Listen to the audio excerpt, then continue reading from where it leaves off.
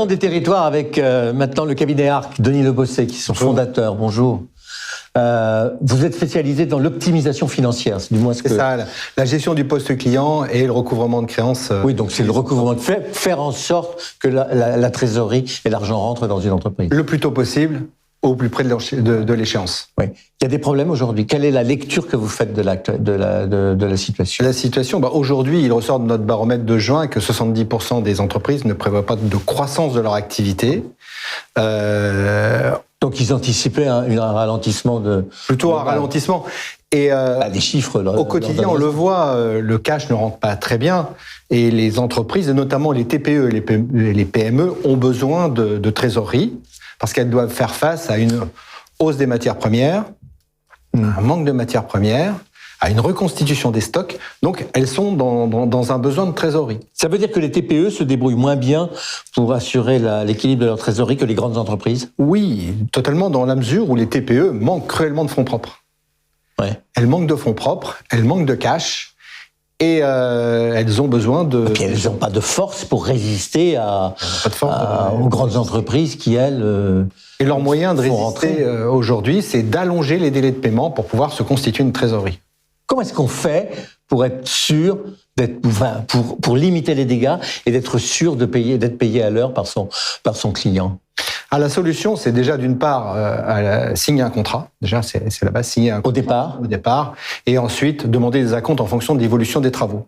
Mais aujourd'hui, les entreprises, les TPE, les PME, beaucoup d'entreprises ont été pénalisées par le manque de matières premières parce qu'elles ne pouvaient pas terminer les travaux.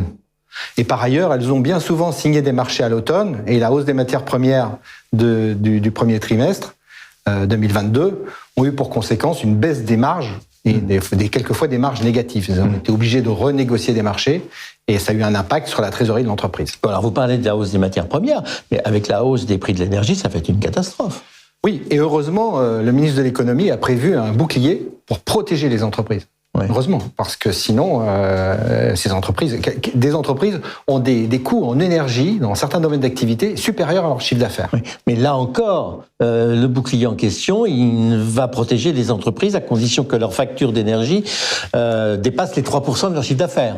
C'est bien ça la limite. C'est ça. Donc ça veut dire que les petites entreprises en dessous vont déguster. Vont déguster, oui. Bon, est-ce que l'effet des PGE est notoire aujourd'hui ? Est-ce que ça a fait beaucoup de bien aux entreprises ? Est-ce que ça les a bien protégées ? Est-ce qu'il y en a aujourd'hui une part importante qui ne peuvent pas les rembourser ? Alors, le PGE a été une mesure exceptionnelle qui a permis à l'économie de pouvoir perdurer, a permis aux entreprises de pouvoir passer cette période extrêmement difficile. Donc c'est une excellente mesure. Aujourd'hui, on est face au remboursement de la première échéance. Les entreprises remboursent cette première échéance. Néanmoins, il ressort toujours de notre baromètre que 30% des entreprises considèrent ne pas pouvoir rembourser la totalité de leurs charges avec le PGE. Donc le PGE sera remboursé parce que l'impact et la notation Banque de France, dégradation de la notation Banque de France, a un impact très très fort. Néanmoins, on constate un allongement des délais de paiement, notamment sur les TPE, certaines TPE et PME, un allongement des délais de paiement pour pouvoir rembourser leur PGE. Hausse des taux d'intérêt.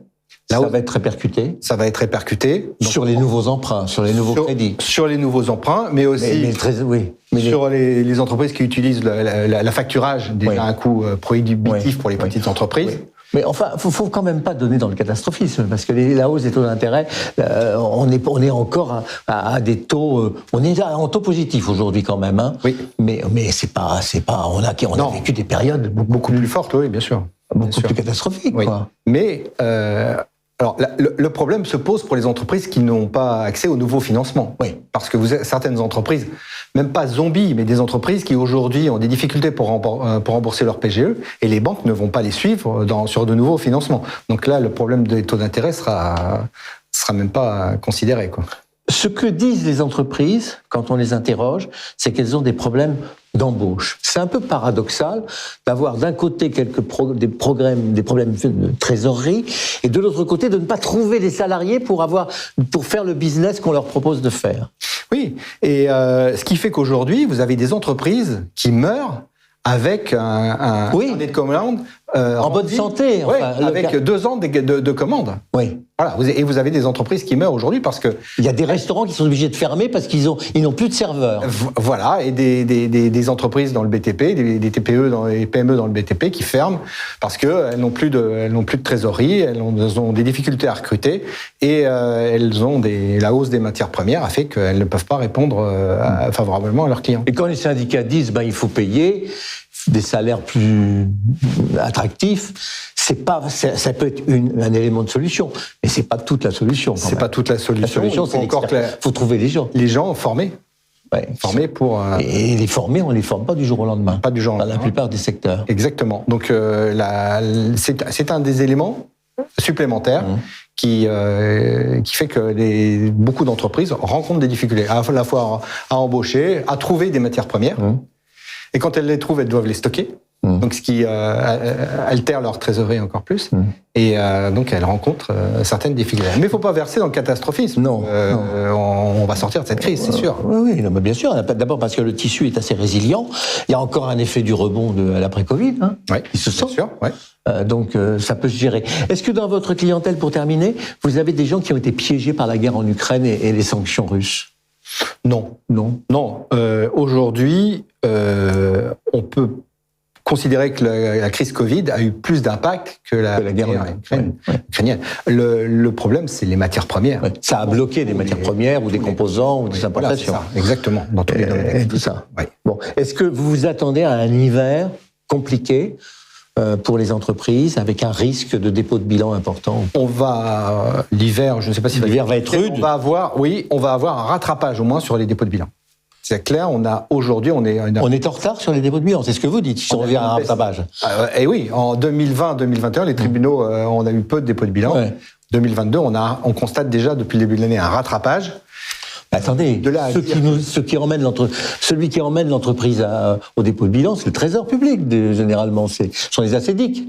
Oui, mais là, ils sont très modérés. Oui, Depuis 2 ans, on peut dire que tout a été donc ils vont lâcher les protégé modérément, je pense. Ouais. C'est pas l'objectif aujourd'hui d'entraîner des masses de dépôts de bilan. Par contre, les entreprises zombies qui ont réussi à passer cette époque avec cette période avec des là on va peut-être pas aides, vont peut-être pas réussir à subsister. Denis Le Bosset, c'était le cabinet Arc qu'on retrouve sur le site internet du cabinet Arc, c'est .fr, cabinetarc.com.fr. Voilà. Talent des territoires.fr.